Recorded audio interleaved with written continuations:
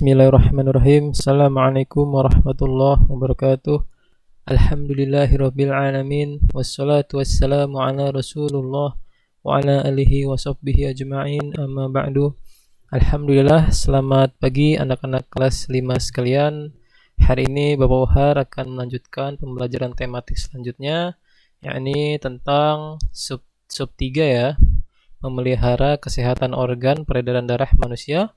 Melanjutkan pembelajaran ke-4, 5, dan 6 ya. Baik, langsung saja kita mulai. Anak-anak bisa membuka materi hari ini di buku tema kalian ya, di halaman 89 pembelajaran 4. Di sini Nina sedang membacakan pantun nasihat yang dibuatnya di depan kelas. Teman-teman Nina juga membacakan pantun buatan mereka secara bergantian ya. Di sini kita akan mempelajari tentang mengidentifikasi pantun sebagai warisan budaya, mengidentifikasi interaksi sosial antar daerah, lalu mengidentifikasi perbedaan hak dan kewajiban sebagai masyarakat, dan beberapa pembelajaran lainnya ya. Baik.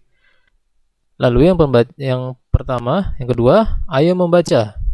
Mengidentifikasi pantun sebagai warisan budaya. Nah, di sini kita bisa melihat teks di mana membahas tentang tradisi pantun berbalas dalam palang pintu ya. Di beberapa daerah, pantun juga dijadikan bagian dari kebudayaan. Misalnya di masyarakat Betawi, pantun juga digunakan dalam salah satu bagian dari upacara pernikahan yang disebut dengan palang pintu. Nah, coba kita baca bersama ya. Suku Betawi dari Jakarta memiliki tradisi unik ketika mengadakan upacara adat pernikahan. Dalam upacara tersebut terdapat istilah palang pintu. Palang pintu merupakan salah satu rangkaian acara yang dilakukan ketika akan melamar pihak mempelai wanita. Palang pintu dilakukan sebelum keluarga mempelai pria memasuki ruang sang calon mempelai wanita.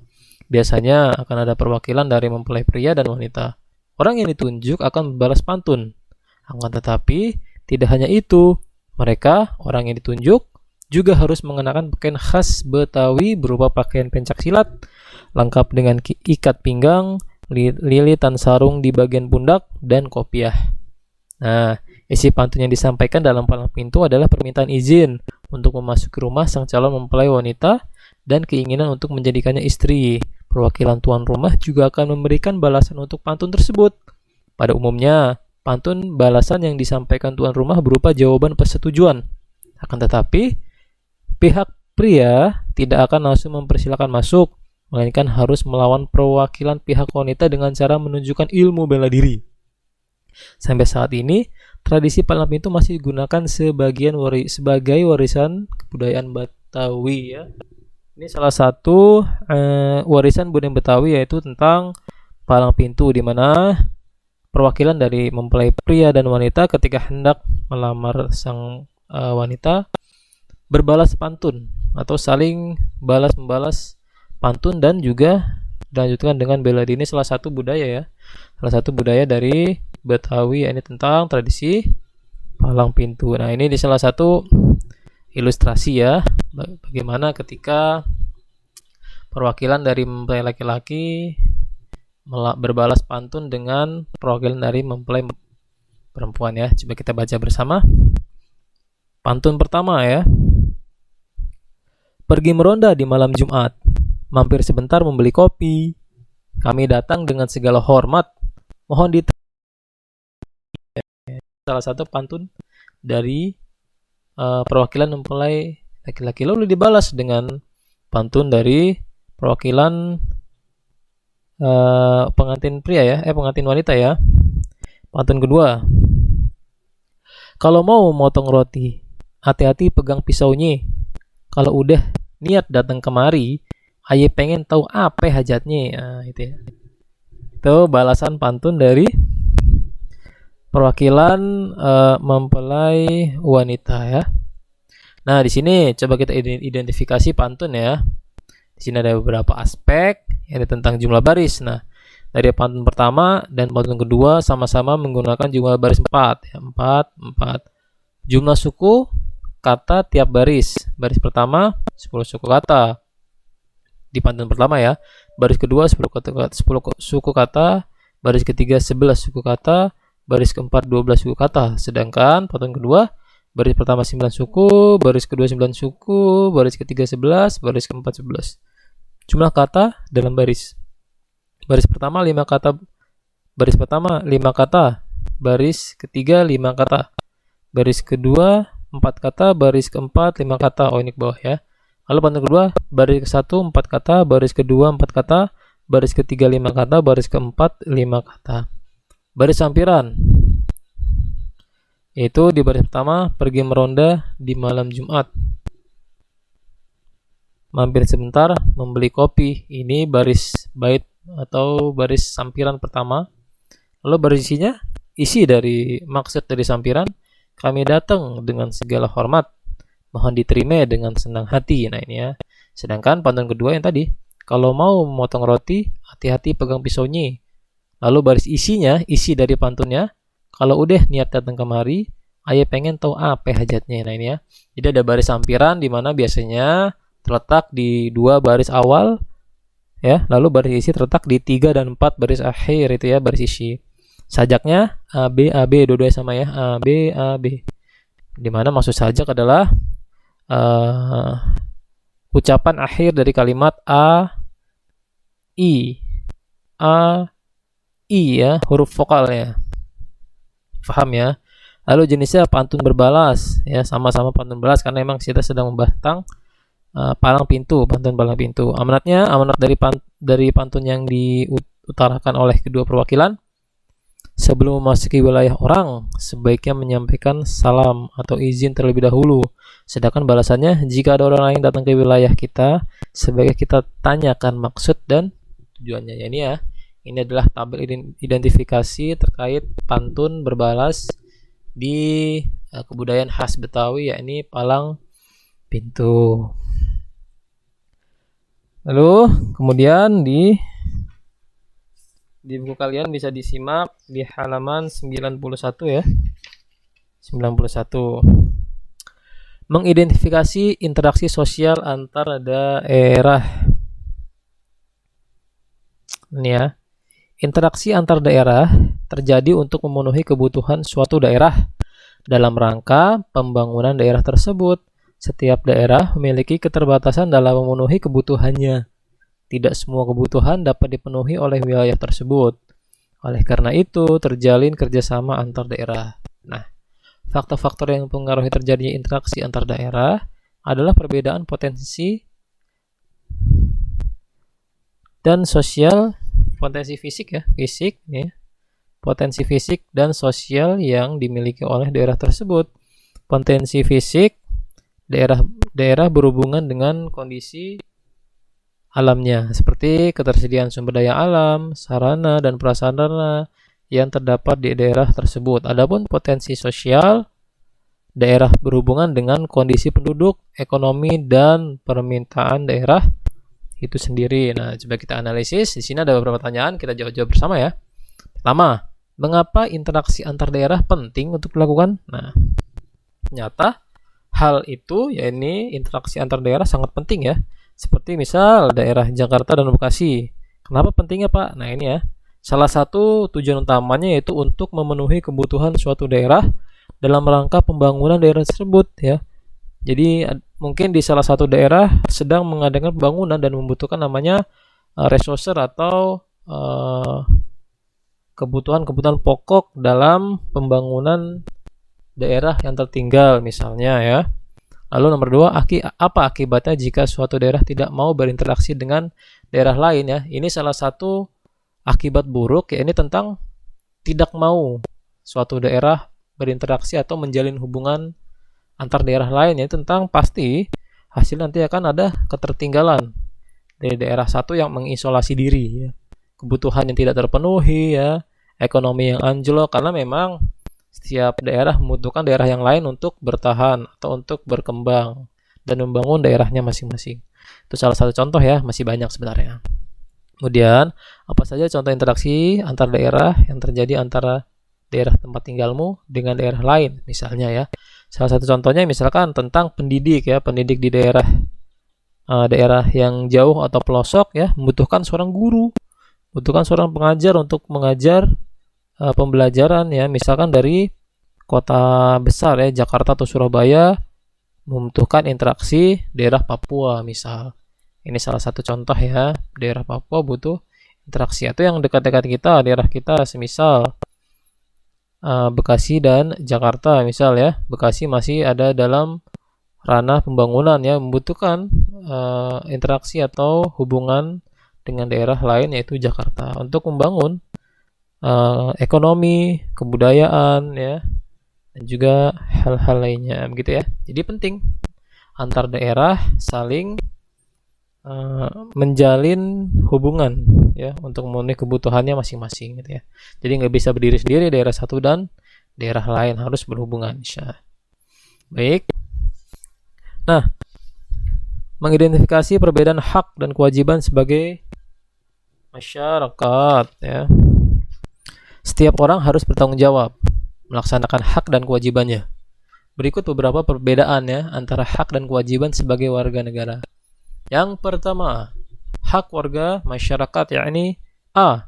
Menikmati lingkungan yang tenang dan tertib ya, ini nikmat yang Allah berikan ya, nikmat aman, nikmat tenang ya, ini sangat besar ya. Kemudian B. Mendapatkan perlindungan hukum ya. Lalu C. Menyuarakan pendapat. Lalu D. Hidup tenang dan aman. Ini salah satu hak warga negara ya. Sebagaimana Indonesia, setiap warganya memiliki hak-hak ini untuk sama-sama dirasakan. Lalu kewajibannya sebagai warga masyarakat. A. Menjaga ketenangan dan ketertiban lingkungan. Nggak boleh buat rusuh ya, nggak boleh demo tuh, nggak boleh. Ini kewajiban bagi warga negara ya. Lalu mematuhi aturan dan norma yang berlaku di masyarakat, patuh dan taat kepada pemimpin, kepada presiden, nggak boleh memberontak. C. Berpartisipasi dalam kegiatan lingkungan setempat seperti gotong royong ya kalau udah RT, untuk sama-sama kerja bakti di lingkungan ya, salah satu kewajiban sebagai warga masyarakat dan juga warga lingkungan daerah tempat tinggal kita. Lalu D. Hidup rukun dan saling menghormati dengan tetangga ya, saling menghormati antar suku, antar agama, saling menghormati, tidak boleh yang namanya merendahkan satu sama lain. Ini salah satu beberapa poin kewajiban warga sebagai warga masyarakat.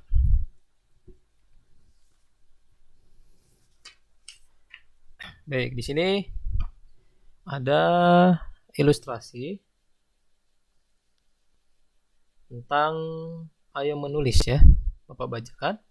Selain suka membaca buku cergam, ya ini cerita bergambar ya, Tony juga suka menulis cerita sendiri. Tony lalu membuat gambar berdasarkan cerita yang ia buat. Ya, di sini Tony sedang membahas tentang gambar cerita ya. Insya Allah kita akan mempelajari di pembelajaran 5 ini tentang membuat cerita bergambar ya, lalu menuliskan usaha yang dilakukan untuk menjaga kesehatan organ peredaran darah, lalu menentukan jenis dan amanat pantun. Nah, di sini perhatikan contoh langkah-langkah membuat gambar untuk cerita tupai dan kelinci ya. Ini salah satu contoh bagaimana kita membuat cergam, cerita bergambar ya. Pertama, uraikan terlebih dahulu unsur-unsur dalam cerita tersebut ya. Sebelum kita membuat namanya cerita, kita uraikan dulu kira-kira kita ingin mengangkat cerita seperti apa. Ingin mengangkat bisa cerita daerah atau cerita modern atau cerita kepahlawanan. Bebas ya. Pertama, cerita yang akan digambarkan yakni tentang tupai dan kelinci. Isi ceritanya, kelinci menolong tupai memperoleh kembali kelapa miliknya. Ketiga, lalu tokoh dalam cerita, kelinci yang bersifat penolong dan cerdik, tupai yang bersifat cengeng, dan monyet yang bersifat jahil. Keempat, alur ceritanya tentang tupai dan kelinci. Pertama, tupai memetik kelapa. Kelapa yang telah ia petik disembunyikan monyet. Lalu, tupai meminta tolong kelinci untuk mencari kelapa miliknya yang disembunyikan oleh monyet. Kemudian, kelinci mengatakan pada monyet bahwa raja hutan akan memberi imbalan kepada yang dapat memberinya kelapa. Lalu monyet pun membawa kelapa milik tupai ke gua yang dipikirnya rumah raja hutan. Kelinci dan tupai pun mengambil kembali kelapa milik tupai. Ini salah satu uraian unsur-unsur dalam cerita yang hendak dibuat tentang tupai dan kelinci. Ini salah satu contoh yang sudah jadi ya, contoh cerita bergambar yang sudah jadi ya. Tupai memetik kelapa yang ia petik disembunyikan oleh monyet. Tupai meminta tolong kepada kelinci untuk mencari kelapa miliknya yang tadi ya. Lalu kelinci bilang kalau raja hutan membutuhkan kelapa, dan monyet kira di gua itu adalah tempatnya raja hutan. Namun ternyata di sana hanya ada kelinci dan tupai ya. Tapi di sini perlu diperhatikan dalam membuat gambar cerita ya. Tidak boleh menggambar gambar makhluk hidup. Pertama yang lengkap, yang bernafas seperti manusia dan hewan seperti ini sebenarnya tidak boleh ya. Ada syarat-syarat yang harus dipenuhi sebagai muslim dalam mengilustrasikan sebuah cerita bergambar. Pertama, wajahnya disensor seperti yang sering kalian lihat di pembelajaran ini, atau lehernya dipisah dengan badan. Itu salah satu contoh mematikan gambar yang hidup, karena tidak boleh ya, dosa besar menggambar makhluk bernyawa itu. Nah, lalu kemudian selanjutnya menuliskan usaha yang dilakukan untuk menjaga kesehatan organ peredaran darah ya. Ini salah satu materi yang menyangkut di pembahasan sebelumnya. Nah, di sini sebenarnya hanya contoh ya. Contoh usaha-usaha apa yang kita lakukan dalam menjaga kesehatan organ peredaran darah. Salah satunya itu olahraga bersepeda ya, setiap hari Ahad pada pukul 6 dan 7 pagi ya. Bisa baik itu naik sepeda, bisa dituliskan berlari atau kegiatan senam ringan, itu boleh. Lalu kemudian banyak minum air putih ya. Salah satu inti dari menjaga kesehatan tuh sebenarnya sangat menjaga namanya cairan tubuh ya. Jangan sampai dehidrasi, karena udah dehidrasi tuh bakal mengundang penyakit-penyakit yang berbahaya, bukan hanya merusak kesehatan organ peredaran darah, tapi juga merusak kesehatan yang lainnya. Jadi Bapak berikan contoh tentang banyak minum air putih ya. Hasil riset 2,7 liter bagi perempuan atau wanita, 3,7 liter bagi laki-laki di tiap harinya. Ini ideal dalam menjaga kesehatan organ tubuh ya, terutama peredaran darah, lewat banyaknya minum air putih. Lalu kemudian kita lanjut pelajaran selanjutnya, menentukan jenis dan amanat pantun. Nah, ini udah Bapak jelaskan ya di pembelajaran sebelumnya kalau nggak salah ya, tentang jenis-jenis pantun. Ini hanya 3, ada beberapa sebenarnya, ada beberapa lagi, tapi hanya 3 di sini yang menjadi contoh. Kalian bisa menyimak di pembelajaran sebelumnya untuk lebih detail ya. Pertama, pantun jenaka adalah pantun yang berisi lelucon. Pantun jenaka dibuat dengan tujuan agar orang yang membaca atau yang mendengarnya tertawa gembira dan merasa bahagia ya. Fungsi dari pantun jenaka. Pantun nasihat adalah pantun yang berisi pesan kebaikan atau nasihat. Pantun nasihat dibuat agar orang yang mendengar atau membacanya mengikuti saran atau pesan yang ada di dalam pantun. Lalu yang ketiga, pantun teka-teki adalah pantun yang berisi pernyataan atau hal yang memerlukan jawaban. Perlu jawaban nih, seperti yang tadi tuh, pantun palang pintu ya, perlu jawaban, berbalas. Dari pantun 1 dan kedua, itu salah satu contoh pantun teka-teki. Pantun teka-teki pada umumnya diakhiri dengan tanda tanya. Pantun ini dahulu digunakan untuk menghilangkan kantuk, sehingga orang yang membaca atau mendengar akan memikirkan jawaban dari pantun yang sudah disampaikan. Nah, ini salah satu beberapa contoh-contoh pantun, kita sama-sama simak. Pantun pertama. Adik pakai baju baru, belinya di pasar Cisarua, muka merah menahan malu, memakai sandal kiri semua. Nah, ini salah satu pantun jenaka, karena bisa membuat kita ketawa ya kalau mendengarnya dengan baik ya. Kemudian yang B, banyak orang suka nasi, banyak juga yang suka ketupat, banyak sekali jenis alat transportasi, apa nama pengemudi pesawat ya. Pantun apa ini? Pantun teka-teki ya ini, karena saling akhir kata dengan perkataan pertanyaan. Lalu yang C, hari Minggu hari Minggu mencuci sepatu. Jangan lupa disemir licin. Datang sekolah tepat waktu, itulah tanda murid disiplin. Salah satu contoh pantun nasihat, betul.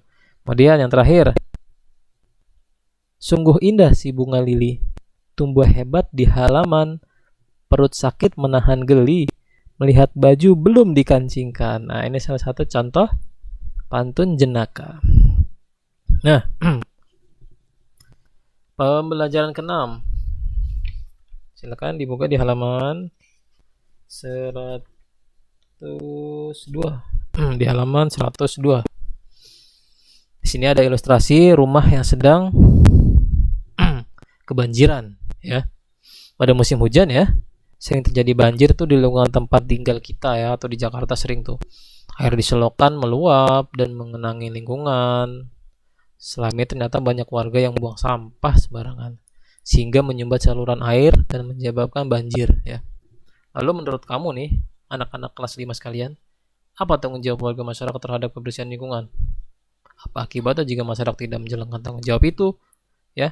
Ya, bisa diskusikan dengan teman ya, atau dengan adik yang sedang mendengarkan pelajaran ini, atau dengan orang tua.